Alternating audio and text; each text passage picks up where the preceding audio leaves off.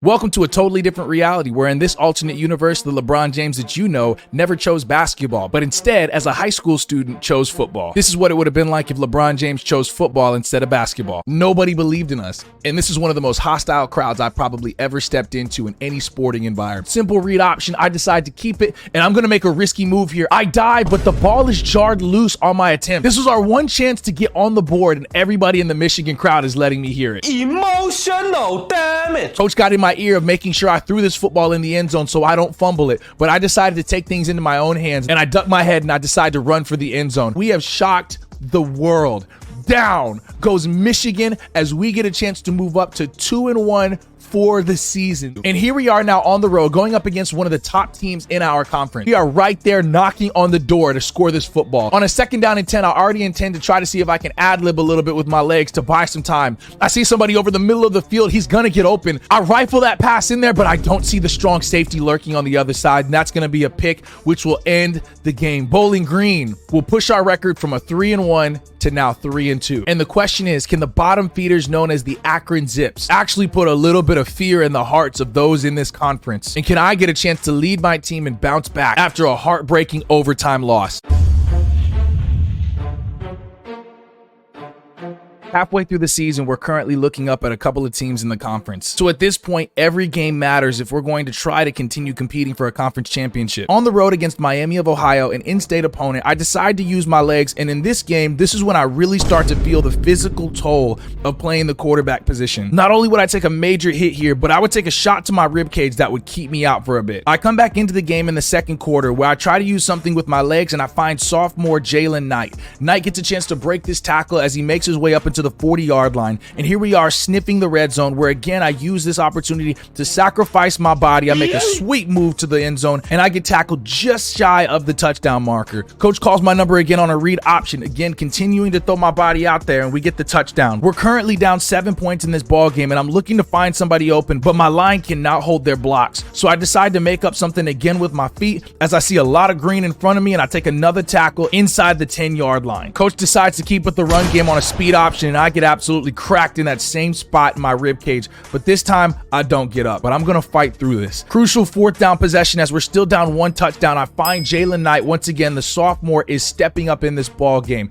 He catches that and pushes us inside the 30-yard line. I decide again to make something up with my feet since I don't have anybody available, and I see a lot of green space, and this Miami of Ohio team makes me pay for it. I fumble the football yet again, and in this matchup on my 3rd fumble for the evening, we will drop to 5-3. I haven't lost my starting position, but the coach is losing trust in me. I got a chance to upgrade a couple of very key attributes that I needed in this next ball game as we make our way against Ball State, which is another in-conference opponent. Currently tied with the same record, coach calls my number on a speed option, and I get a chance to weave through the tackles and fall into the end zone. Ball State doesn't hit like this Miami squad did, so I just have to make sure I focus on protecting myself. On a 3rd down and goal, I find sophomore Sean Naeem for the touchdown that'll push us to a 13-0 lead with a 13-point lead, and as we head into the 3rd quarter, we're absolutely dominating this ball game. 2 minutes left to go in this 4th quarter of gameplay. We're up 1 score, and I find what seems to be becoming one of my favorite targets, which is the sophomore Jalen Knight. Coach wants us to ice the game as Ball State calls a timeout, and as I fake the handoff to my running back Jonzel Narills, I find the 6'5" tight end Bryson Yarmo for the touchdown. Back in the winners column as we move to a 6-3 record, and I would win player of the game with 3 total touchdowns. Still looking up at a couple of teams in our conference, including that Miami of Ohio team we lost to earlier, so we'll move into week number 10 at 6-3, and we will be back at home going up against our rivals Kent State. This is a big game for our school as there was a lot of Twitter beef leading up to this matchup. Halfway through the 2nd quarter, the coach decides to ground and pound this, and the sophomore running back Jonzel Narills gets a chance to punch that into the end zone as we take our first lead for the evening. Down 3 in the 2nd quarter, I would find senior Shockey Jacques Louise for a beautiful pass over the middle of the field as our offense is in a 2-minute tempo drill trying to score this football. Coach wanted to call back a play we called earlier in the game, and I was able to ad-lib with my feet, and that'll be a touchdown to the senior receiver out of Fort Myers, Florida, Shockey Jacques Louise, as we move into the 4th quarter of this rivalry game with a 4-point lead. With 3 minutes left to go in this ball game, I decide to do a heat check where I heave it deep, and Jacques Louise cannot come up with it. But here we are on the goal line with the read option. I decide to keep that, and I am untouched into the end zone. Our defense would make a stand, and with 30 seconds left to go in this ball game, I decide to do another keeper, and I make a fancy move to the outside, showing off my basketball ability as I get open into the end zone to seal the deal as we take down one of our rivals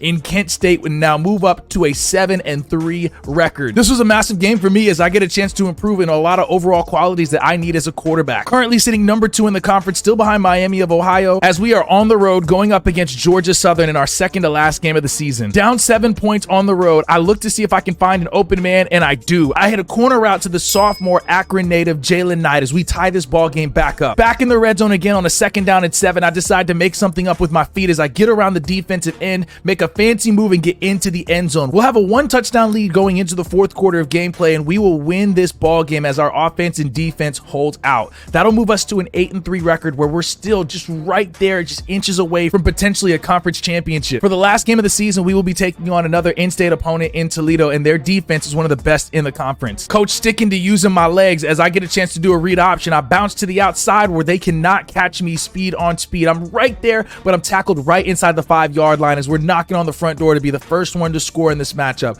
Read option again, I call my own number and I jump into the end zone as we get a chance to take the lead, and we need to make a convincing case if we're going to potentially be in this conference championship. On a crucial 3rd down and 5, I find Alex Adams, the sophomore out of Mississippi, who breaks a tackle and goes all the way to the end zone to extend our lead to 14, and I'm finding a rhythm. On the next drive, a play action pass that I get, I find the senior yet again, Jaquez Luis, as we put another one on the board. In a 12-point ball game, the pocket collapses, so I decide to extend this with a little bit of my legs, and I look and find sophomore Alex Adams once again, who continues breaking tackles and is a demon in that secondary. 35 points on the board, and I want to put this nail in the coffin as I chuck it deep to Shocky Jaquez Luis, and we get the touchdown. We would end up convincingly winning this ball game as we move to the end of our regular season with the matchup of 45-23. Now the question is, do we have enough to not only make the conference championship, but have a really good bowl game that we've not had a chance to compete in a long time? And unfortunately, we would end number 2 in the conference, which is great considering we were last for the last few seasons. Crazy enough, I was projected to be top 5 in the Heisman watch, albeit I didn't get enough votes,